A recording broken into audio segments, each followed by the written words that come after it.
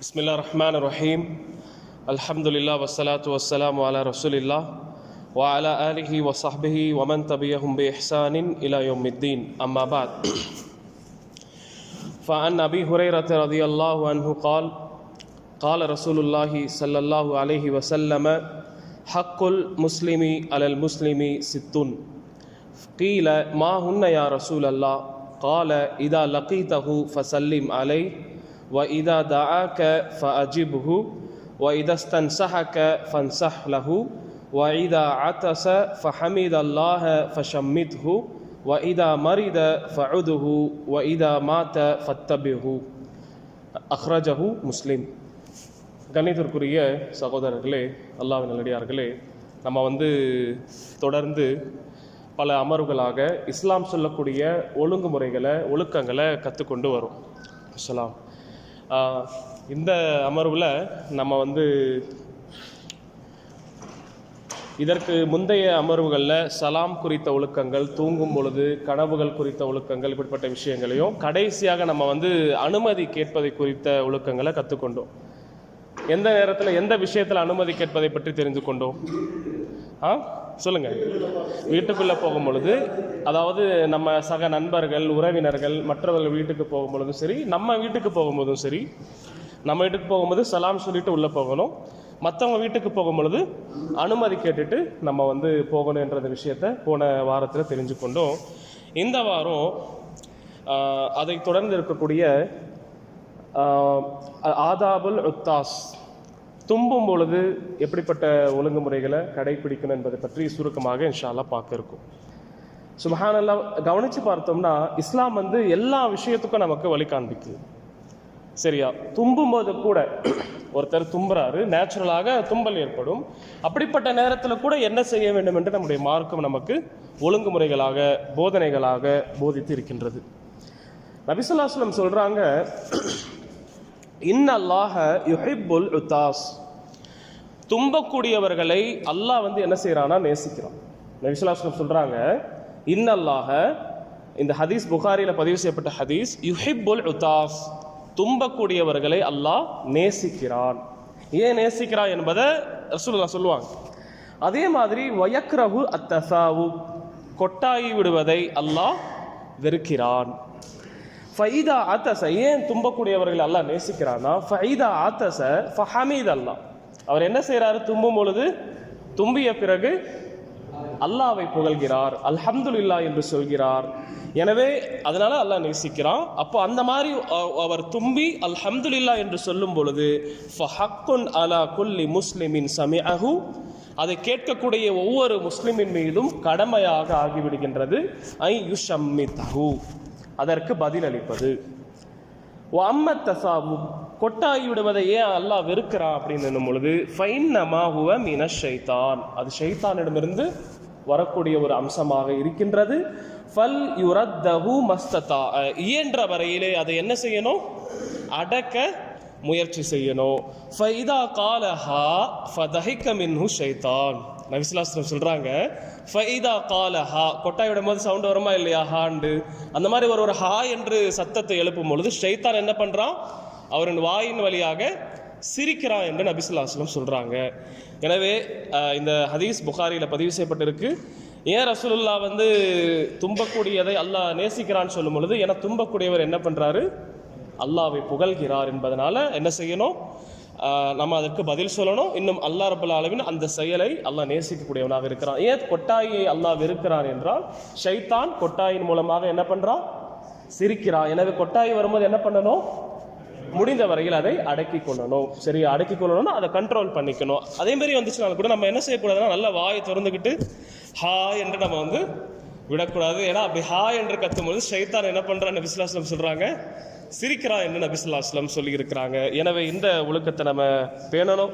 அதே மாதிரி நபி ஸல்லல்லாஹு அலைஹி வஸல்லம் ஒரு ஃபேமஸான ஒரு ஹதீஸ், பிரபலமான ஒரு ஹதீஸ்ல 6 கடமைகள் என்று அந்த விஷயத்தில் நபி ஸல்லல்லாஹு அலைஹி வஸல்லம் சொல்லியிருக்கிறாங்க.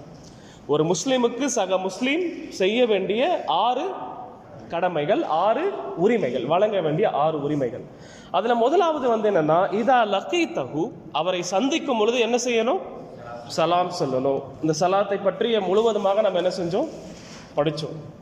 எந்த அளவுக்கு சலாம் சொன்னால் நமக்கு அதிக நன்மை கிடைக்கும்? ஒருவருக்கு சலாம் சொல்வதனால எத்தனை நன்மைகள் கிடைக்கும் என்று ஹதீஸ்ல நபி ஸல்லல்லாஹு அலைஹி வஸல்லம் சொல்லியிருக்கிறாங்க? முழுமையாக சொன்னால் 30 நன்மை கிடைக்கும்.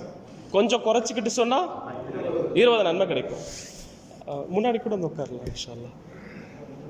தரையில் உட்காரவில்லை. ஆமாம். அப்போ எவ்வளவுக்கு எவ்வளோ நம்ம முழுவதுமாக சொல்கிறோமோ அவ்வளவுக்கு எவ்வளோ நமக்கு சலாம் சொல்வதனால நன்மை கிடைக்கின்றது. செகண்ட் ஸ்டெப்ல வந்து உட்காந்துக்கோ, இல்லை முன்னாடி தள்ளிவாங்க. அப்போ கணித்திற்குரியவர்களே, சலாம் ஒருவரை நாம் சந்திக்கும் பொழுது நம்ம என்ன செய்யணும்? சலாம் சொல்லணும். ரெண்டாவது நபி ஸல்லல்லாஹு அலைஹி வஸல்லம் சொல்றாங்க, வைதா தஆக ஃபஅஜிபுஹு, அவரை உம்மை அழைக்கும் பொழுது என்ன செய்யணும்? அழைப்புக்கு பதில் அளிக்கணும். இங்க அழைப்புனா என்ன? விருந்திற்கு அழைக்கும் பொழுது அந்த விருந்திற்கு என்ன செய்யணும்? பதில் அளிக்கணும். நம்ம ஊர்ல கூட நம்ம விருந்துக்கு வந்து என்ன சொல்லுவோம்? தாவத் என்று சொல்லுவோம். ஞாபகம் தெரியுமா? தாவத் என்று சொல்லக்கூடிய வழக்கம் இருக்குல்ல, விருந்துக்கு வந்து தாவத் என்று சொல்லுவோம். அப்போ அவர் தாவத்துக்கு கூப்பிடும், அதாவது ரசூலுல்லாஹ் பயன்படுத்தக்கூடிய வார்த்தை அதுதான். இதா தஆக, தஆக என்பது தாவா என்ற அந்த இதிலிருந்து வந்தது. அப்போ தாவத்துக்கு அழைக்கும் பொழுது, விருந்திற்கு அழைக்கும் பொழுது நம்ம என்ன செய்யணும்? அந்த விருந்திற்கு பதில் அளிக்கணும். அதே மாதிரி நபி ஸல்லல்லாஹு அலைஹி வஸல்லம் சொல்றாங்க, வ இதஸ்தன்ஸஹக, அவர் உன்னிடத்திலே அறிவுரையை கேட்கும் பொழுது, ஆலோசனைகளை கேட்கும் பொழுது அவருக்கு நாம் சரியான அறிவுரையை வழங்க வேண்டும், நசிஹத்துகளை செய்ய வேண்டும். வ இதா அத்தஸ ஃபஹமிதல்லாஹ ஃபஷம்மித், அவர் தும்பி அதன் காரணமாக அல்ஹம்துலில்லாஹ் என்று சொல்ல அவருக்கு என்ன செய்யணும்? எர்ஹமுக்கல்லா என்று பதில் அளிக்கணும். வைதா மரித, அவர் நோயுற்று வரும்போது, அவருக்கு நோய் ஏற்படும் பொழுது அவரை சென்று நலம் விசாரிக்க செல்ல வேண்டும். அதே மாதிரி வைதா மாத்த ஃபத்தபிஹு, அவர் மௌத்தாகிவிட்டால், வஃபாத் ஆகிவிட்டால் அவரை பின்தொடர வேண்டும். அதாவது ஜனாசால போய் கலந்துக்கணும். அதனுடைய விளக்கமும் இருக்கு. ஜனாசா தொழுகை வரைக்கும் இருந்தால் 1 கீராத் நன்மை கிடைக்கும். அடக்கம் செய்யப்படுற வரையில் இருந்தால் 2 கீராத் நன்மை கிடைக்கும். கீராத் என்றால் என்ன? உஹது மலை அளவுக்கான அந்த நன்மை என்பது அல்லாஹ்விடத்தில் இருக்கின்றது என்பதை நம்ம புரிஞ்சுக்கணும். அப்போ இந்த இடத்துல 2வது விஷயமாக இருக்கக்கூடிய விருந்திற்கு அழைக்கும் பொழுது நம்ம என்ன செய்யணும்? பதில் அளிக்கணும். அப்போ கட்டாயமா பதில் அளிக்க வேண்டிய விருந்துகள் இருக்கான்னு பார்த்தா இருக்கு. குறிப்பாக கல்யாண விருந்துக்கு, திருமண விருந்துக்கு அழைக்கப்பட்டால் நம்ம என்ன செய்யணும்? கண்டிப்பாக போய் பதில் அளிக்கணும். சரியா? ஏன்னா நபி ஸல்லல்லாஹு அலைஹி வஸல்லம் சொல்றாங்க, அதாவது மற்ற ஹதீஸுகள் இருந்து நம்ம வந்து இதுதான் வந்து விளங்கிக்கிறோம். கல்யாண விருந்துக்கு வந்து அழைக்கப்பட்ட நம்ம என்ன செய்யக்கூடாதுன்னா போகாமல் இருக்கக்கூடாது, ரீசன் இல்லாத வரைக்கும். சொல்றது புரியுதா? அப்போ எல்லா கல்யாண விருந்துலையும் நம்ம போய் கண்டிப்பாக கலந்து கொண்டு அதற்கு பதில் அளிக்கணுமா? இதுதான் வந்து கேள்வி. கல்யாண விருந்து அதற்காக அழைக்கப்பட்டால் நம்ம என்ன செய்யணும்? கண்டிப்பாக கட்டாயமாக நம்ம போய் பதில் அளிக்கணும். அதனல்லாத மற்ற விருந்துகள் தேவை இல்லாத ரீசன் இல்லாமல் நம்ம என்ன செய்யக்கூடாதுன்னா புறக்கணிக்க கூடாது. மற்ற விருந்துகள் பொறுத்தவரையில் வலியுறுத்தப்பட்ட சுன்னா. ஆனால் கல்யாண விருந்து பொறுத்தவரையில் கடமை, வாஜிப் என்ற தரத்தில் வரும் இஸ்லாமிய மார்க்கத்தில். அப்போ என்னுடைய கேள்வி என்னன்னா, எல்லா கல்யாண விருந்திற்கும் நாம் வந்து பதில் அளிக்க வேண்டுமா? அதில் ஏதாவது விளக்கம் இருக்கா? இதுதான் வந்து கேள்வி. அதில் விளக்கம் இருக்கு.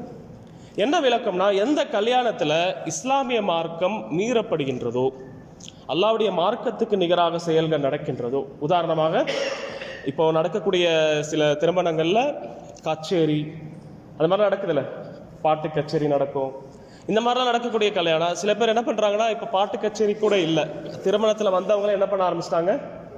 டான்ஸ் ஆட ஆரம்பிச்சிட்டாங்க. அல்லாஹ் பாதுகாக்கணும். அப்போ இந்த மாதிரி எந்த இடத்துல அல்லாஹ்வுடைய வசனங்கள் கிண்டல் அடிக்கப்படுகின்றதோ, அல்லாஹ்வுடைய மார்க்கம் பரிகாசத்திற்கு ஆளாக்கப்படுகின்றதோ, அந்த மாதிரியான இடங்களுக்கு நம்ம என்ன செய்யக்கூடாது? போகக்கூடாது. அப்படி போனோம்னா நம்மளும் அவங்களோடு சேர்ந்து அந்த பாவங்கள்ல நாமும் நம்முடைய பங்கை எழுதி கொள்கின்றோம் என்று அர்த்தம். அல்லாஹ் ரப்பல் ஆலமீன் குர்ஆன்ல சொல்றான், அல்லாஹ்வுடைய மார்க்கம் செய்யப்படக்கூடிய இடங்களிலும் அல்லாஹ்வுடைய வசனங்கள் கிண்டல் அடிக்கப்படக்கூடிய இடங்களுக்கு நீங்க போனீங்கன்னா அங்க நீங்க அமராதீங்க. அவங்க வேறு விஷயத்தை பேசாத வரைக்கும் நீங்க என்ன பண்ணாதீங்க? அவர்களோடு நீங்கள் அமர வேண்டாம். அப்படி அமர்வீர்கள் என்றால் நீங்களும் அதுல வந்து உங்களுக்கும் அதில் பங்கு உண்டு என்ற ரீதியில் அல்லாஹ் ரப்பல் ஆலமீன் வசனத்துல வந்து சொல்றான். எனவே எல்லா திருமண விருந்தும் கிடையாது. எந்த இடத்துல இஸ்லாமிய மார்க்கம் மீறப்படுதோ அந்த திருமண விருந்துக்கு நம்ம என்ன செய்யக்கூடாதுன்னா போகக்கூடாது. அதே மாதிரி பிதத்தான விஷயங்கள் நடக்கக்கூடிய திருமணங்களுக்கு நம்ம என்ன செய்யக்கூடாதுன்னா போகக்கூடாது. இன்னைக்கு என்ன பண்றாங்க? லைவ் டெலிகாஸ்ட் பண்றாங்க, பண்ணுறாங்களா இல்லையா? வீடியோ எடுத்து ஃபஸ்ட்டாக என்ன பண்ணிட்டு இருந்தாங்கன்னா, வீடியோ எடுத்து லைவ் ரிலே பண்ணுவாங்க, அங்கே இருக்கக்கூடிய டிவியில் ரிலே பண்ணுவாங்க. இன்றைக்கி என்ன பண்ணுறாங்க, கொஞ்சம் டெக்னாலஜி அட்வான்ஸ்டாக ஆகிட்டதுனால லிங்க்கை கொடுத்து ஆன்லைன் வழியாக வந்து கொடுத்துருக்குறாங்க. அது தூரத்தில், அவங்க சொல்லக்கூடிய காரணம் தூரத்தில் உள்ளவங்க பார்க்குறதுக்கு லேசாக இருக்கும். அது என்ன சொல்கிறதுனா, நெருங்கிய சொந்தமாக இருந்துச்சுன்னா அது வந்து இல்லை. ஆனால் என்ன பண்ணுறாங்கன்னா, அந்நிய பெண்களையும் அந்த இதில் படம் பிடிச்சி காட்டுறதுனால தான் இதை வந்து நம்ம என்ன சொல்கிறோம், தவறு என்று சொல்கிறோம். ஃபோட்டோஸ் பிடிக்கலாமா இல்லையா, அது ஒரு கேள்வி கண்டிப்பாக வரும். சொல்கிறது புரியுதா? இஸ்லாத்தில் பொறுத்தவரையில் தஸ்வீர், அதாவது கையால் வரையப்படக்கூடியது தான் தடுக்கப்பட்டிருக்கு. சரியா? ஒரு இதுக்காக புகைப்படம் எடுக்கிறது நமக்கு தேவை இருந்துச்சுன்னா எடுத்து வச்சுக்கலாம். ஆனால் அதில் வந்து இஸ்லாமிய அந்த வரம்புக்குள்ளே நம்ம இருந்து இருக்கணும். அந்நிய பெண்களை ஃபோட்டோ எடுத்து அதை ஆல்பமாக போட்டு அதை பார்க்குறது தவறா இல்லையா? சொல்லுங்கள் பார்க்கலாம். தவறு தானே? இப்போ நம்மளுடைய நினைவுக்காக நம்ம வந்து எடுத்து வச்சுக்கலாம். சில உலமாக்கள் அதுக்கு எக்ஸ்கியூஸ் கொடுக்குறாங்க, அது வேற. ஆனால் அந்த இடத்துல கூட மார்க்கம் என்ன செய்யப்படக்கூடாது, மீறப்படக்கூடாது. எனவே கண்ணியத்திற்குரியவர்களே, நம்ம காலை எழுந்ததிலிருந்து இரவு தூங்கும் வரையில் எப்படியெல்லாம் இருக்கணும் என்று அல்லாஹ்வுடைய மார்க்கம் நமக்கு கற்றுக் கொடுக்கும் பொழுது, திருமணம் போன்ற விஷயத்தை எப்படி செய்ய வேண்டும் என்று கற்றுக் கொடுக்காதா? சிந்திச்சு பாருங்க.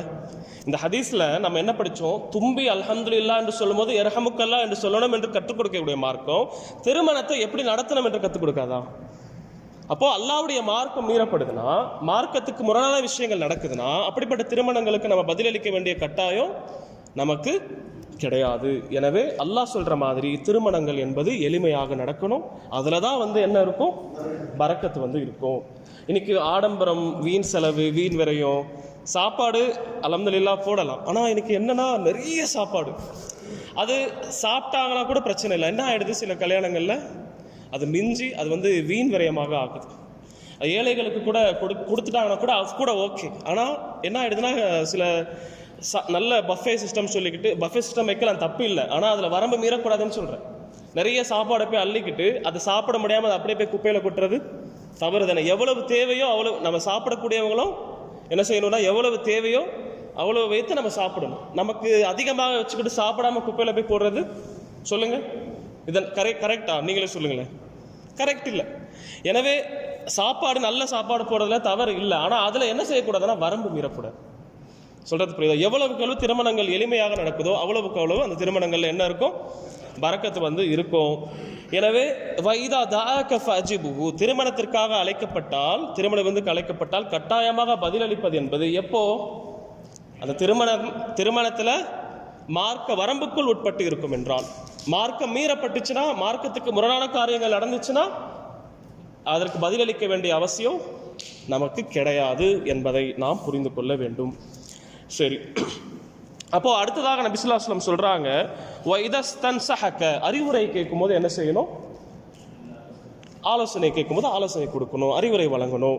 அப்போ நமக்கு தெரிஞ்சால் மட்டுமே நம்ம என்ன செய்யணும், அறிவுரையை கொடுக்கணுமே தவிர தெரியாத விஷயங்களுக்கு நம்ம என்ன செய்யக்கூடாது, வரக்கூடியவருக்கு ஃப்ரீ அட்வைஸ்லாம் நம்ம வந்து கொடுக்கக்கூடாது. நம்மகிட்ட ஒரு அட்வைஸ் கேட்டு வரும்பொழுது நமக்கு தெரிஞ்சாதான் நம்ம அட்வைஸ் கொடுக்கணும். தெரியலன்னா நம்ம வந்து ஃப்ரீ அட்வைஸ் கொடுத்துட்டு இந்த மாதிரிலாம் பண்ணுறது, அவங்கள நம்ம என்ன செய்கிறோன்னா, இப்போ ஒரு பிஸ்னஸை பற்றி கேட்டு வராங்க, கேட்கக்கூடியவருக்கு அந்த ஃபீல்டை பற்றி தெரியலன்னு பொழுது அவர் என்ன செய்யணும், என்னை விட சிறந்தவர் ஒருத்தர் இருக்கிறார், அறிந்தவர் இருக்கிறார், அவர்கிட்ட போய் நீங்கள் என்ன பண்ணுங்க, கேளுங்க என்று கை காட்டணுமே தவிர என்கிட்ட கேட்டு வந்துட்டாருன்னு சொல்லிட்டு உட்கார வச்சு 1 hour 2 hour போட்டு பேசுறது, ஃப்ரீ அட்வைஸ் கொடுக்கறது, இதெல்லாம் வந்து தப்பு. அப்போ நம்ம கிட்ட கேட்கும்போது நமக்கு தெரிஞ்சாதான் என்ன செய்யணும், அட்வைஸ் பண்ணணுமே தவிர தெரியவில்லை என்றால் மௌனமாக இருக்கணும், அல்லது எனக்கு தெரியாதுன்னு சொல்லிட்டு நம்ம வந்து போயிடுறது ரொம்ப சிறந்ததாக இருக்கின்றது. அதன் பிறகு நபி ஸல்லல்லாஹு அலைஹி வஸல்லம் சொல்றாங்க, வைதா அத்தஸ ஃபஹமிதல்லாஹ் ஃபஷம்மிதுஹு, அவர் தும்பி அல்ஹம்துலில்லாஹ் சொன்ன பிறகு நம்ம என்ன செய்யணும், யர்ஹமுக்கல்லாஹ் என்று சொல்லணும். அப்போ ஒருத்தர் தும்புறாரு, அல்ஹம்துலில்லாஹ் சொல்லல, அப்போ நம்ம என்ன செய்யணும், என்ன சொல்லணும், இல்ல, நபி ஸல்லல்லாஹு அலைஹி வஸல்லம் என்ன சொல்றாங்க, தும்பி அல்ஹம்துலில்லாஹ் சொன்னாதான் யர்ஹமுக்கல்லாஹ் சொல்லணும். ஒருத்தர் தும்புறாரு, நம்ம யர்ஹமுக்கல்லாஹ் சொல்லலாமா, இல்லை அவருக்கு நம்ம சொல்லணும் அல்ஹம்துலில்லாஹ் சொல்லுங்க, தும்பி அல்லாவை புகழுங்க, அல்லாவுக்கு ரொம்ப பிடிக்கும் என்று அவருக்கு நம்ம எடுத்து கூறணும். சொல்றது புரியுதா? அப்படி சொல்லும் பொழுது அவர் என்ன செய்வார், கண்டிப்பாக அதை எடுத்துக்கொண்டு அவர் அல்ஹம்துலில்லாஹ் சொல்லுவார். அதன் பிறகு என்ன செய்யுங்க, யர்ஹமுக்கல்லாஹ் என்று சொல்லணும். சரி, அதுக்கப்புறம் அவர் நோயுற்று விட்டால் அவரை போய் நலம் விசாரிக்கணும், அவரை போய் பார்க்க போகணும். நம்ம அதுக்கப்புறம் வரக்கூடிய விஷயங்களை தெளிவாக நம்ம படிப்போம். அவர் மௌத்தாகிட்டார்னா அவரை பின்பற்றி செல்லணும். இப்போ நம்ம தும்புறது பற்றிய விஷயத்தை மட்டும் நம்ம கொஞ்சம் விளக்கமாக பார்ப்போம். அதாவது நபி ஸல்லல்லாஹு அலைஹி வஸல்லம் சொல்றாங்க, இதா அத்தஸ அஹதுக்கும் ஃபல்யகுல் அல்ஹம்துலில்லாஹ். புகாரில பதிவு செய்யப்பட்ட ஹதீஸ். உங்களுக்கு தும்பல் வரும் பொழுது நீங்க என்ன செய்யுங்க? அல்ஹம்துலில்லாஹ் என்று சொல்லுங்கள். வல் யகுல் லஹு அஹூஹு அவ் ஸாஹிபுஹு. அதை கேட்கக்கூடிய அவருடைய சகோதரன் அல்லது அவருடைய நண்பர் அவருக்கு யர்ஹமுக்கல்லாஹ் என்று பதில் சொல்லட்டும். ரசூலுல்லாஹ் தெளிவாக சொல்லியிருக்காங்க, வல் யகுல் லஹு அஹூஹு அவ் ஸாஹிபுஹு யர்ஹமுக்கல்லாஹ். கேட்கக்கூடிய சகோதரர் அல்லது அவருடைய தோழர் அவருக்கு யர்ஹமுக்கல்லாஹ் என்று சொல்லட்டும். யர்ஹமுக்கல்லாஹ்னா என்ன அர்த்தம்? அல்லாஹ் உங்கள் மீது ரஹ்மத் செய்வானாக, அல்லாஹ் உங்களுக்கு கருணையை காட்டுவானாக. அல்ஹம்துலில்லாஹ் என்ன அர்த்தம்? அல்லாஹ்வுக்கு எல்லா புகழும். அதை கேட்கக்கூடிய சகோதரர் என்ன சொல்றாரு? அல்லாஹ் உங்களுக்கு உங்கள் மீது கருணையை பொழிவானாக, இரக்கத்தை அல்லாஹ் ரப்பல் ஆலமீன் உங்கள் மீது காட்டுவானாக என்று துவா செய்றார். அதன் பிறகு நபி ஸல்லல்லாஹு அலைஹி வஸல்லம் சொல்றாங்க, ஃபஇதா கால லஹு யர்ஹமுக்கல்லாஹ். அந்த நண்பர் அல்லது தோழர் யர்ஹமுக்கல்லாஹ் என்று சொல்ல தும்பியவர் என்ன சொல்லட்டும்? யஹதீகுமுல்லாஹு வயுஸ்லிஹு பாலக்கும். நமக்கு யர்ஹமுக்கல்லாஹ் வரைக்கும் தான் நிறைய பேருக்கு தெரியும். அதுக்கப்புறம் என்ன சொல்லணும் என்பது சில பேருக்கு தெரியாம இருக்கலாம். எனவே மனப்பாடம் பண்ணணும். இப்போ நான் தும்புறேன்னு வைங்களேன், அல்ஹம்துலில்லாஹ் சொல்றேன். நீங்களாம் என்ன சொல்வீங்க? யர்ஹமுக்கல்லாஹ் என்று சொல்வீங்க. அப்போ நான் என்ன சொல்லுவேன்? அதை கேட்டுட்டு மறுமொழி சொல்லணும், அதற்கு மறுபதில் சொல்லணும். யஹதீகுமுல்லாஹு யஹதீகுமுல்லாஹு. அல்லாஹ் உங்களுக்கு ஹிதாயத்தை நேர்வழியை காட்டுவானாக. வயுஸ்லிஹு பாலக்கும். உங்களுடைய நிலைகளை அல்லாஹ் சீர்படுத்துவானாக, உங்களுடைய நிலைகளை அல்லாஹ் சீராக்குவானாக. அல்லாஹ் உங்களுக்கு ஹிதாயத்தை தருவானாக, நேர்வழியை அல்லாஹ் ரப்பல் ஆலமீன் அதனை நிலைத்திருக்க செய்வானாக என்று அவர் தும்பியவர் அவங்களுக்கு பதில் சொல்லணும். எனவே மனப்பாடம் பண்ணுவோமா? இப்போ ஒருத்தர் தும்புறாரு, அல்ஹம்துலில்லாஹ் சொல்லிட்டாரு, யர்ஹமுக்கல்லாஹ் சொல்றோம். வேண்டும் என்று தோன்ற அவசியம் இல்லை. சரி, அல்ஹம்துலில்லாஹ் சொன்னாரு, யர்ஹமுக்கல்லாஹ் சொன்னோம். அப்ப அவர் என்ன சொல்லணும்? யஹ்திகுமுல்லாஹு வயுஸ்லிஹு பாலக்கும். சரியா? பாலக்கும்னா ஹாலக்கும், நிலை என்று அர்த்தம். சரி, புரியல? தொழுகையில பதில் சொல்லக்கூடாது. ஏன்னா தொழுகையில நம்ம வேற பேச்சுகள் பேசக்கூடாது. தொழுகையில் அவர் தும்பும் பொழுது அவர் கூட என்ன செய்யக்கூடாதுன்னா அல்ஹம்துலில்லாஹ் சொல்லக்கூடாது. அதுக்கப்புறம் தான் அவர் சொல்லணும். தொழுகை இல்லாத மற்ற நிலைகள்ல குத்துபா, ஜும்மா குத்துபால கூட நம்ம என்ன செய்யக்கூடாது? எதுவுமே பேசக்கூடாது. இன்னைக்கு ஜும்மா குத்துபால சில தவறுகள் நடக்கிறத நம்ம பார்க்கலாம். சில பேர் ஜும்மா குத்துபாலே என்ன பண்ணிக்கிறாங்கன்னா பேசிக்கிறாங்க. அதாவது கேட்டால் என்ன சொல்றாங்க? எனக்கு அரபி புரியல. அப்படி இல்லை, அரபி புரியுதோ புரியவில்லையோ, நம்ம ஜும்மாவுக்கு போயிட்டாலே, இமாம் குத்துபாவை ஸ்டார்ட் பண்ணிட்டாலே நம்ம என்ன செய்யக்கூடாது? பேசக்கூடாது. அதாவது இந்த ஹதீஸ் நம்ம ஊர்களில் கேட்டிருக்கோமா இல்லையா? ஜும்மா பயான் பண்ணும்போது இந்த ஹதீஸ் சொல்லுவாங்களா இல்லையா? ஆதாரபூர்வமான ஹதீஸ். வெள்ளிக்கிழமை இமாம் குத்துபா ஓதும் பொழுது, குத்துபா பிரசங்கம் செய்யும் பொழுது அருகில் இருப்பவரிடம் சொல்லுங்க, கம்ப்ளீட் பண்ணுங்க, பேசாதே என்று சொன்னாலும் ஜும்மாவின் நன்மையை வீணாக்கி விடுவீர்கள். யார் பேசுறாரோ நன்மை வீணாகிவிடும். எனவே ஜும்மாவை பொறுத்தவரையில் எந்த பேச்சும் பேசக்கூடாது. இப்போ தும்பல் போன்ற விஷயங்கள் தொழுகைக்கு வெளியில இருக்கும் பொழுது அவர் அல்ஹம்துலில்லாஹ் சொல்லணும். அதற்கு தான் நம்ம பதில் சொல்லணும். அவர் தொழுகையில தும்பிட்டு அல்ஹம்துலில்லாஹ் சொன்னா நம்ம யர்ஹமுக்கல்லாஹ் சொல்லக்கூடாது. சலாமுக்கு கூட தொழுகையில் என்ன பண்ணக்கூடாது? பதில் சொல்லக்கூடாது. சலாமுக்கு பதில் சொல்றது சொல்லுங்க கட்டாயம். அதுக்கு கூட நம்ம பதில் சொல்லக்கூடாது. நான் மற்ற விஷயங்களுக்கும் நம்ம என்ன செய்யக்கூடாதுன்னா பதில் சொல்லக்கூடாது என்பதை நாம் விளங்கிக் கொள்ளணும். எனவே யஹ்திகுமுல்லாஹு வயுஸ்லிஹு பாலக்கும் என்று நம்ம சொல்லணும். அதன் பிறகு பாருங்க, ஒருத்தர் ஒன்றுக்கும் மேற்பட்ட முறையில் தும்பிக்கிட்டே இருக்கார். அல்லாஹ் பாதுகாக்கணும். அதாவது தும்புறாரு, நம்ம அல்ஹம்துலில்லாஹ் சொல்றாங்க, நம்ம யர்ஹமுக்கல்லாஹ் சொல்றோம், யஹ்திகுமுல்லாஹ் சொல்லுவோம். திரும்பவும் தும்புறாரு, அல்ஹம்துலில்லாஹ் யர்ஹமுக்கல்லாஹ் சொல்றோம். திரும்பவும் தும்புறாருன்னா எவ்வளவு வரையில நம்ம பதில் சொல்லணும்? 3 தடவை நம்ம என்ன செய்யணும்னா பதில் சொல்லணும். 3 தடவைக்கு மேல அவர் தும்புறாருன்னா அவருக்கு என்ன செய்யணும்? துவா செய்யணும். ஆஃபாக்கல்லாஹ், அல்லாஹ் உங்களுக்கு ஆஃபியத், அதாவது நிவாரணத்தை வழங்குவானாக என்று நம்ம அவங்களுக்காக துவா செய்யணும் என்று மற்ற ஹதீஸுகள் நம்ம என்ன செஞ்சுக்கலாம், புரிந்து கொள்ளலாம். எனவே அதற்கென்று ஒரு வரம்பு இருக்கு. நிறைய முறை தும்பிக்கிட்டு இருக்காருன்னா அவருக்கு ஏதோ உடம்புல பிரச்சனை இருக்கு, அவருக்காக நம்ம துவா செய்யணும். இதை நம்ம கவனத்தில் கொள்ளணும். அதன் பிறகு தும்பும் பொழுது என்ன பண்ணணும் என்று நபி ஸல்லல்லாஹு அலைஹி வஸல்லம் கற்றுக் கொடுத்திருக்கிறாங்க. கான ரசூலுல்லாஹ் ஸல்லல்லாஹு அலைஹி வஸல்லம் இதா அத்தஸ வதஅ யதஹு அவு சௌபஹு அலா ஃபீஹி வ ஹஃபத அவு கத்த பிஹா சௌதஹு. தும்பல் வரும்போது நபி ஸல்லல்லாஹு அலைஹி வஸல்லம் என்ன பண்ணுவாங்கன்னா, தங்களுடைய கையை வைத்து தும்புவாங்க, அல்லது தன்னுடைய துணியை வைத்து வாயை அடைத்து கொண்டு நபி ஸல்லல்லாஹு அலைஹி வஸல்லம் தும்புவாங்க. ஏன் அவ்வாறு செய்யும் பொழுது ஹஃபத பிஹா சௌதஹு, தும்பக்கூடிய அந்த சத்தம் என்பது குறைவாக இருக்கும். சொல்றது புரியுதா? அதாவது என்ன ரசூலுல்லாஹ் ஏன் இந்த மாதிரி செஞ்சாங்கன்னா, நம்ம தும்பும் பொழுது அந்த வாயிலிருந்து வரக்கூடிய எச்ச சளியெல்லாம் மற்றவங்க மேலே படக்கூடாது என்பதற்காக. இது எப்படிப்பட்ட ஒரு ஒழுக்கத்தை ரசூலுல்லாஹ் கற்றுக் கொடுக்குறாங்க. எனவே நம்ம தும்பக்கூடியவர் என்ன பண்ணணும், இந்த ஒழுக்கத்தை பேணும். கர்ச்சீஃப் இருக்கா, கர்ச்சீஃப் வச்சு இது பண்ணிக்கணும், அல்லது கையை எல்லாரும் அங்கே பார்க்காதீங்க, கையை வைத்து என்ன பண்ணணும், தும்பிக்கணும். அவ்வாறு செய்யும் பொழுது நம்ம மற்றவங்களுக்கு தொல்லை கொடுக்காம, தொந்தரவு கொடுக்காம நம்ம இருக்கலாம். எனவே நம்ம இதுக்கு முன்னாடி கூட பார்த்துருக்கோம், இஸ்லாமிய மார்க்கத்தில் பொறுத்தவரையில் பிறருக்கு என்ன செய்யக்கூடாது, நம்ம தீங்கு விளைவிக்கக்கூடாது. நம்ம பாதையில் போய் உட்காராதாக இருந்தாலும் தீங்கு விளைவிக்கக்கூடாது என்று வார்த்தைகளை கூட, நல்ல வார்த்தைகளை பேசணும் என்பது நபி ஸல்லல்லாஹு அலைஹி வஸல்லம் கற்றுக் கொடுத்த ஒரு வழிமுறையாக இருக்கு. அப்படி இருக்கும் பொழுது நம்ம தும்பும் பொழுதும் இந்த விஷயத்தை நம்ம என்ன செய்யணும்னா ஃபாலோ பண்ணணும். சரி, இப்போ கொட்டாய் விடும் பொழுது என்ன பண்ணணும்? நபி ஸல்லல்லாஹு அலைஹி வஸல்லம் சொல்றாங்க, அத்தஸாவுபு மினஷ் ஷைத்தான், கொட்டாய் என்பது ஷைத்தானிடமிருந்து வரக்கூடிய ஒரு விஷயமாக இருக்கு. ஃபஇதா தஸாஅப அஹதுக்கும் ஃபல்யக்ஸிம் மஸ்ததா, கொட்டாய் வரும்போது அதை இயன்ற வரையில் அடக்கணும். சரியா? அடக்கணும் என்றால் நம்ம வாயாலும் அதை அடக்கிக் கொள்ளலாம், கையை வைத்தும் என்ன பண்ணலாம், அடக்கிக் கொள்ளலாம். இப்போ கொட்டாய் விட்டுட்டு அல்ஹம்துலில்லாஹ் என்று சொல்லலாமா? இல்லை, கொட்டாய்க்கு அப்படி சொல்லித்தரப்படலை. தும்பலுக்கு மட்டும்தான் அல்ஹம்துலில்லாஹ் என்று சொல்லித்தரப்பட்டிருக்கு. கொட்டாய் விடும் பொழுது விட்ட பிறகு அல்ஹம்துலில்லாஹ் சொல்ல வேண்டும் என்று மார்க்கத்தில் சொல்லித்தரப்படலை. எவ்வளவு சொல்லித்தரப்பட்டதோ அந்த விஷயத்தை தான் நம்ம என்ன செய்யணும். நம்மளாக என்ன பண்ணக்கூடாது, எல்லாத்துக்கும் நம்ம அல்ஹம்துலில்லாஹ் அந்த மாதிரி நம்ம எக்ஸ்ட்ரா படுத்த கூடாது. இந்த விஷயத்தை நம்ம ஃபாலோ பண்ணிக்கணும் இன்ஷா அல்லாஹ். எனவே நான் என்ன செய்கிறேன்னா, இந்த விஷயங்களோடு இன்றைய அமர்வை நிறைவு செய்கிறேன். யாருக்காவது ஏதாவது சந்தேகம் இருக்கா? நிறைய 2 விஷயத்தை பற்றி நம்ம பேசணும். கல்யாணத்தை பற்றி பேசணும், அப்புறம் தும்புறதை பற்றி பேசணும். கல்யாண விஷயத்தில் ஏதாவது டவுட்ஸ் இருந்தால் நீங்கள் கேட்கலாம், தாராளமாக சொல்லுங்கள். சரி, உங்கள் கேள்வி. சரி சரி, இந்த கேள்வி நான் எதிர்பார்த்தேன், நான் அதற்காக ப்ரிப்பேர் பண்ணிட்டு தான் வந்திருக்கேன். சரி, வேற என்ன கேள்வி இருக்கு? சாப்பிடும்போது தும்முனா? சாப்பிடும்போது தும்முனா பதில் சொல்லலாம். ஏன்னா தொழுகை என்பது இபாதத். இபாதத்துக்குள்ள இன்னும் ஜும்மாவுடைய குத்துபால போய் உட்கார்றது என்னது இபாதத். அந்த இபாதத்துக்குள்ள பேசுறதா நம்ம தடுக்கப்பட்டிருக்கும் தவிர மற்ற நேரங்களில் தடுக்கப்படலை. சரி,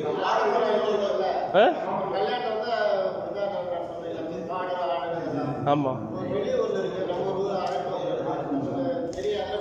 கேட்கல.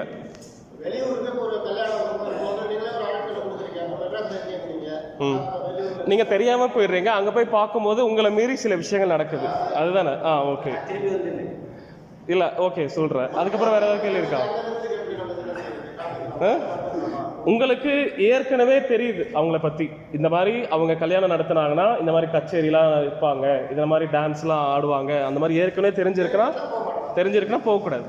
தெரியாம இன்கேஸ் நீங்க போயிட்டீங்கன்னா என்ன செஞ்சுக்கணும்னா, அதுல இருந்து அவங்க கூப்பிட்டுட்டாங்க என்பதற்காக இருந்து நம்ம அதில் கலந்துக்காம வெளியில இருந்துட்டு சாப்பிட்டுட்டு நம்ம என்ன செஞ்சிடணும், வந்துடணும். ஏன்னா அந்த விருந்துக்காக நம்ம போயிட்டோம், நமக்கு தெரியல. தெரிஞ்சிச்சுன்னா நம்ம ஃபர்ஸ்ட் என்ன பண்ணிக்கணும், அவாய்ட் பண்ணிக்கணும். சரி, அதுதான் சொன்ன. கொட்டாய் விடும்போது எதுவுமே சொல்லக்கூடாது, அல்ஹம்துலில்லாஹ் சொல்லக்கூடாது, அஸ்தக்ஃபிருல்லாஹும் சொல்லக்கூடாது. இல்ல, கொட்டாய் விடும்போது நபி ஸல்லல்லாஹு அலைஹி வஸல்லம் என்ன சொல்லியிருக்காங்கன்னா, வெறும் தடுக்க தான் சொல்லியிருக்காங்க. அதை அடக்க தான் சொல்லியிருக்காங்க தவிர, கையை வச்சு அடக்கலாம், அல்லது எப்படி முடியுமோ அப்படி அடக்கிக் கொள்ளணும் தான் சொல்லியிருக்காங்களே தவிர, அஸ்தக்ஃபிருல்லாஹ் சொல்லணும், அஊது பில்லாஹி மினஷ் ஷைத்தானிர் சொல்லணும், அந்த மாதிரி நபி ஸல்லல்லாஹு அலைஹி வஸல்லம் சொல்லி கொடுக்கல. எனவே எந்த விஷயத்துக்கு என்ன சொல்லி கொடுத்துருக்காங்களோ அதை மட்டும்தான் நம்ம செய்யணும். இப்போ திருமண இதுக்கு வருவோம். அதாவது வரதட்சணை வாங்கலாமா? ஃபர்ஸ்ட் கேள்வி யாரு? வரதட்சணை வாங்குற கல்யாணத்தில் போய் சாப்பிடலாமா? சரி. ரெண்டாவது, திருமண விருந்து என்பது பெண் வீட்டுக்காரன் கொடுக்குற விருந்தில் போய் கலந்துக்கலாமா? நான் ரெண்டாவது கேள்வியை பதிலளிக்கிறேன். அந்த கேள்வியிலேயே ஃபர்ஸ்ட் கேள்விக்கு பதிலளிக்க முயற்சி பண்ணுறேன் இன்ஷா அல்லாஹ். திருமணம் பொறுத்தவரையில் இஸ்லாம் என்ன சொல்லுதுன்னா, திருமணம் விஷயத்தை பொறுத்தவரையில் ஒப்பந்தம் என்று இஸ்லாம் சொல்லுது. ஒப்பந்தத்தினுடைய வெளிப்பாடாக தான் என்ன பண்ணுறோம் சொல்லுங்க? ஒப்பந்தத்தின் வெளிப்பாடாக தான் என்ன பண்ணுறோம், சைன் போடுறோம். அதில் என்ன பண்ணுவாங்க, மாப்பிள்ளையும் சைன் போடுவாங்க, பெண்ணும் சைன் போடுவாங்க. அதே மாதிரி வலின்னு ஒருத்தர் சைன் போடுவார், சாட்சியாளர்கள் 2 சாட்சியாளர்கள் சைன் போடுவாங்க. இஸ்லாம் வந்து திருமணத்தை எப்படி சொல்லுதுன்னா ஒப்பந்தம் என்று சொல்லுது. ஜென்ரலாக இப்போ ஒப்பந்தம் என்றால் வேற விஷயத்தில் இருக்கக்கூடிய ஒப்பந்தத்தை பற்றி சொல்லுங்க. மற்ற எந்த விஷயத்தில் ஒப்பந்தம் இருக்கு? பிஸ்னஸில் ஒப்பந்தம் இருக்கு. சரியா? பிஸ்னஸில் வந்து இந்த பொருளை நம்ம என்ன பேசுகிறோமோ 2 பேரும் பேசி முடிவு பண்ணுறது தான் என்னது, பிஸ்னஸ். அப்படி தானே? அப்போது 2 பேரும் உடன்பட்டு, 2 சாராரும் உடன்பட்டு போடக்கூடிய ஒரு ஒப்பந்தம் தான் என்னது, திருமணம். விருந்து என்ற பொறுத்தவரையில் சிறந்தது என்று நம்ம விஷயத்தை பார்க்கும் பொழுது, சிறந்தது என்ற ஒரு விஷயத்தை பார்க்கும் பொழுது பெண், அதாவது ஆண் கணவன் தான் விருந்து அளிக்கணும் என்பது சிறந்தது என்ற ரீதியில் நபி ஸல்லல்லாஹு அலைஹி வஸல்லம் சொல்லியிருக்கிறாங்க. அவுலிம் வலவ் பிஷாத், என்ன பண்ணுங்க, ஒரு ஆட்டை வெட்டியாவது ஒரு ஆட்டை கொடுத்தாவது விருந்து கொடுங்க என்று நபி ஸல்லல்லாஹு அலைஹி வஸல்லம் சொல்லியிருக்கிறாங்க. அப்போது ஒரு கணவனுக்கு தான் வந்து என்னென்னா திருமணத்தில் அதிக சந்தோஷம் என்பது கணவனுக்கு தான் கிடைக்கும். அவர் ஈமானையை முழுமைப்படுத்துகிறாரு, அவருக்கு அல்லாஹ் கொடுத்துருக்கக்கூடிய அந்த ஹலாலான விஷயத்தை வந்து அவர் என்ன செய்கிறாருன்னா அனுபவிக்கிறாரு என்ற ரீதியில் அவருக்கு தான் அதிக சந்தோஷம். அப்போ அவர் தான் வந்து சிறந்ததே ரீதியில் அவர் தான் வந்து என்ன செய்யணும், விருந்து கொடுக்கணும். சரி, இப்போது கணவன் அந்த மாப்பிள்ளை வந்து கொஞ்சம் ஏழ்மையாக இருக்கிறார், மாப்பிள்ளை ஏழ்மையாக இருக்கிறார். பொண்ணு வீட்டுக்காரங்க நிறைய பேர் வரேன்னு சொல்லியிருக்காங்க, மாப்பிள்ளை வீட்டு கையிலும் நிறைய பேர் வரேன்னு சொல்லியிருக்கிறாங்க. அப்போ ஏழ்மையாக இருக்கக்கூடிய மாப்பிள்ளை மேலே நம்ம வந்து திணிக்கலாமா? அவர் சிறந்த ரீதியில் அவர் கொடுப்பார். சரி, அவரால் இயன்ற விஷயத்தை கூட கொடுக்கலாம். அதாவது நம்ம பிரியாணி தான் போடணும் என்ற அவசியமோ இல்லை, பிரியாணி தான் என்று போட வேண்டிய அவசியமோ இல்லை, அவர் டீ பிஸ்கட் கூட கொடுக்கலாம். சரி, இப்போ ஊரில் தூரத்துலேருந்து வராங்க, சரியா? இப்போ சென்னையில், உதாரணமாக சென்னையில் திருமணம் நடக்குதுன்னு வைங்க, மதுரை, கோயம்புத்தூர், இந்த மாதிரி திண்டுக்கல், இந்த மாதிரி இடத்துலேருந்து வராங்க என்னும் பொழுது அவங்களுக்கு ஒரு டீ பிஸ்கட்டை மட்டும் கொடுத்து அனுப்புறது சிறந்ததாக இருக்குமா? சொல்லுங்க பார்க்கலாம், சொல்லுங்க பார்க்கலாம், சொல்லுங்க.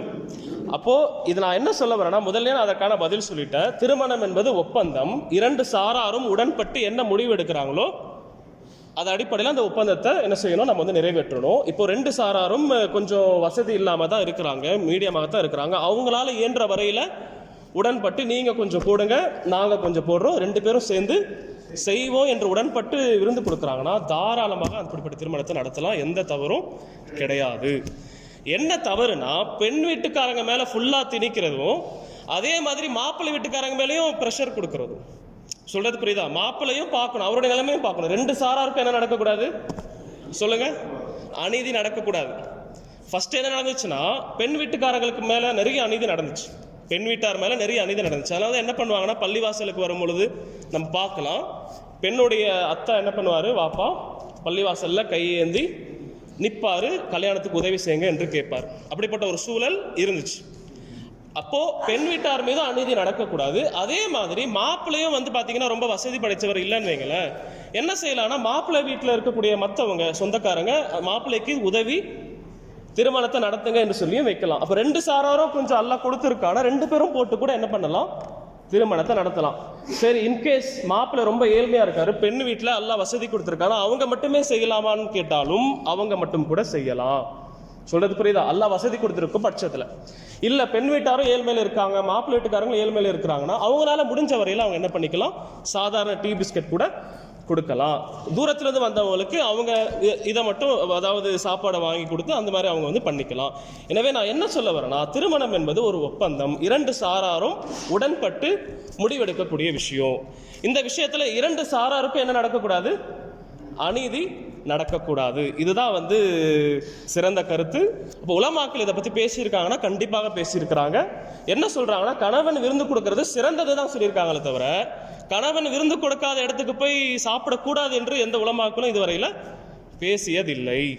நபி ஸல்லல்லாஹு அலைஹி வஸல்லம் சொல்லக்கூடிய அந்த விஷயம் என்பது சிறந்தது என்ற ரீதியில் தான் இருக்கே தவிர, நபி ஸல்லல்லாஹு அலைஹி வஸல்லம் என்ன பண்ணியிருக்காங்கன்னா, தன்னுடைய பெண் பிள்ளைகளுக்கு அவருடைய திருமணத்தில் செலவு பண்ணியிருக்கிறாங்க என்பதை நம்ம வந்து ஆதாரமாக பார்க்குறோம், இருக்குது, ஆதாரம் இருக்கு.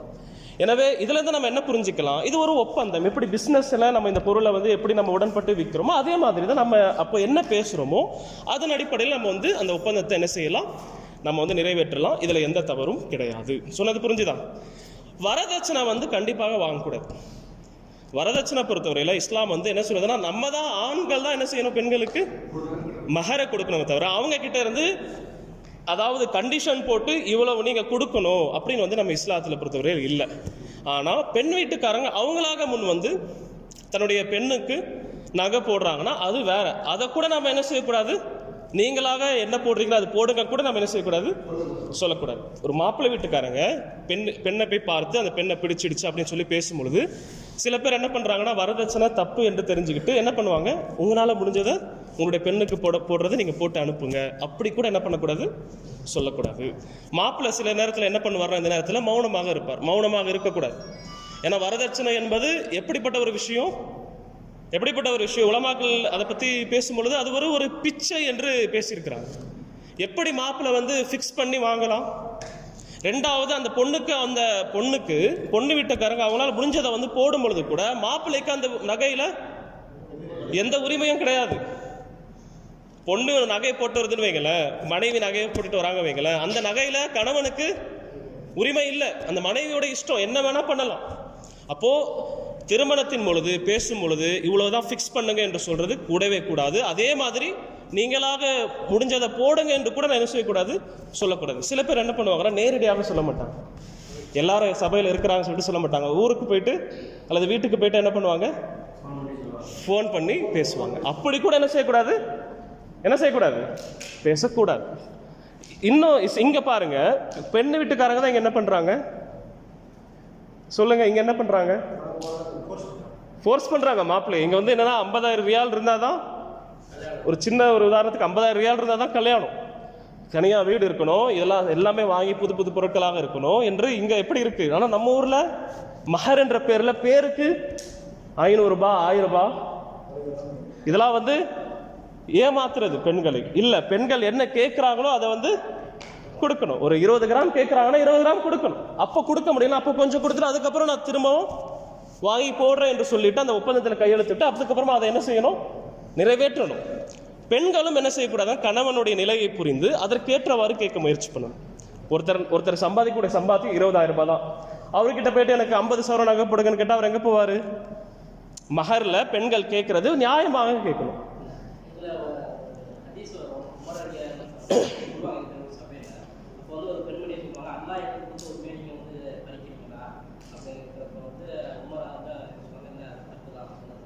இருந்தாலும் நம்ம வந்து என்ன சொல்றோம்னா, பெண்கள் கேட்கக்கூடியவங்க நியாயமாக கேட்கணும். அதாவது 20,000 ரூபாய் சம்பாதிக்கிறவர்கிட்ட போயிட்டு 50 சவரம் 80 சவரம் போடுங்க என்று சொன்னா இது நியாயமா? சொல்லுங்க பார்க்கலாம், நியாயமா? இது யாருக்கு அநியாயம்? மாப்பிள்ளைக்கு அநியாயமா இல்லையா? அப்ப மாப்பிள்ளை என்ன பண்ணலாம், எனக்கு அந்த பொண்ணே வேணாம்னு சொல்லிட்டு வேற பொண்ணை தேட போகலாமா இல்லையா? எனவே ரெண்டு தரப்பிலும் யார் மீதும் என்ன நடக்கக்கூடாது, அநியாயம் நடக்கக்கூடாது. இதுதான் நம்ம சொல்லக்கூடிய விஷயம். அவங்க எவ்வளவு வேணா கேட்கலாம். நம்ம என்ன சொல்றோம்னா, கேட்கக்கூடியவங்க கொஞ்சம் பார்த்து கேளுங்க. நம்ம அவங்களுக்கு அறிவுரையாக சொல்றோமே தவிர நம்ம கட்டளையாக என்ன செய்யல, இவ்வளவுதான் கேட்கணும் என்று நம்ம வந்து சொல்லல. உமரதியான அதுதான் வந்து அந்த கட்டளையாக போடும்போது அதை வந்து என்ன பண்ணுவாங்கன்னா, அதை வாபஸ் வாங்கிப்பாங்க. ஒரு அறிவுரையாக அதை வந்து தெரியப்படுத்துவாங்க. எனவே இந்த விஷயங்களை நம்ம வந்து ஃபாலோ பண்ணணும். நம்ம என்னன்னா, யாருக்கும் எந்த வகையிலும் அநீதி என்பது நடக்க கூடாது. இரண்டு சாராரும் முடிவெடுத்து விருந்துக்காக நாங்க இவ்வளவு போடுறோம், நீங்க இவ்வளவு போடுங்க அப்படின்னு சொல்லிக்கிறாங்கன்னா நோ ப்ராப்ளம், அந்த விருந்து அந்த மாதிரி செய்யலாம். அதுல போய் கலந்து கொள்ளலாம் கேட்டால் நோ ப்ராப்ளம், போய் கலந்துக்கலாம். எந்த விருந்துல கலந்துக்க கூடாது, பாட்டு கச்சேரி, இந்த மாதிரி மார்க்கத்துக்கு முரணான விஷயங்கள் நடக்குது, அந்த மாதிரியான விஷயங்கள்ல தான் நம்ம போய் கலந்து கொள்ளக்கூடாது. மற்ற இந்த மாதிரி வந்து இது ஒரு ஒப்பந்தம், அந்த ரீதியில் நம்ம அதை நிறைவேற்றலாம். இதுதான் வந்து இன்ஷா அல்லாஹ் சிறந்த கருத்தாகவும் இருக்கின்றது. சொல்லுங்க, ஒரு நிமிஷம் சொல்லுங்க.